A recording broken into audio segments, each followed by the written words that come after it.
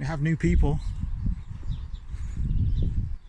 and I've got to be honest, they've done a heck of a lot in the couple of days I've seen them down here, weeding, rotavating. I gave them some bark for their path because, as you can see, they're in a really muddy spot there. They're doing all right. They are doing all right. We need to look after our fellow allotment holders.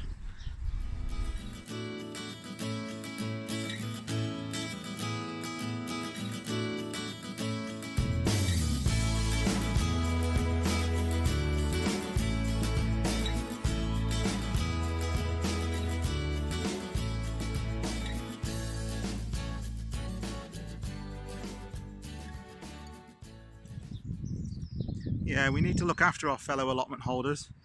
I know there can be allotment wars, and all of you with allotments and community gardens will know exactly what I'm talking about. I've had it, I'm sure you've all had it. You're always going to get a few people that take the mick or try and cause trouble, or, you know, so stirrers, as we call them in the UK. I don't know if that's a thing. We put another word in front of that. Anyway, obviously kids watch this, so I'm not going to say the word, but we know the type. And yeah, you always get bad allotment people. You always get people that take on allotments, and you see them one weekend, they come down and they do an absolute shed load of work. They obviously kill themselves and realise this allotment is harder than I thought. I'm never going to get it looking neat, and then they just give up. Or you get the other people that take on allotments, do 2 weeks worth of work, and then disappear for a year. But then rather than give up their allotment, they then renew it for a following year, and then you see them for 2 weeks in the summer, and they do a load, and then you don't see them again.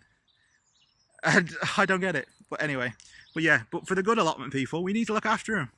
We need to be more of a community. You know, we need to help people out. If you see someone doing something that's hard work and you know a better way, pop over and say, I've got a tool for that. I can show you how to do that better. And also encourage people. You know, you want to say to people, you don't have to get your allotment spick and span in the first 3 weeks. You don't even have to get it spick and span in the first 3 years. You do what other people do.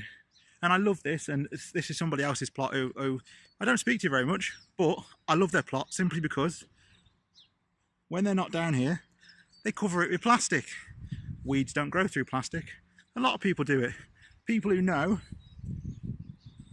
that they're not going to be down for a few weeks, or if they're going on holiday, and rather than leave open ground, they cover it in plastic. Winner, no weeds, no weed seeds. It's brilliant. So yeah, let's look after one another, shall we, people? Let's encourage one another rather than having pops and digs and whatever else. And let's also remember the whole ethos of allotment are that it's not your garden.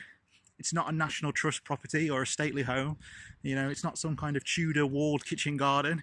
It doesn't have to be pristine. Not everything has to be from a garden centre that costs thousands of pounds. And everything doesn't have to be done in a single year. If you want to get an allotment, like all these allotments down here, and all these ones down there, if you want to get an allotment, and you want to cover 80% of it in tarpaulin or plastic or whatever, and do one bed at a time, and it takes you 3-4 years to do it, then you do that. That is your prerogative. As long as it's well maintained, as long as you're getting at it, as long as you're doing a little bit at a time, so what? That's the whole point, isn't it? That's the whole point of being down here. You haven't got to kill yourself and do it all in a week. So yeah. So to all you new allotment people out there, to all you people that have got your first allotment, welcome to the journey. It's awesome. It's ace. And you will come across people that try and put you off. Just don't let them. Show them this video, and as Olivia Colman said at the Oscars, so until next time, people, speak soon.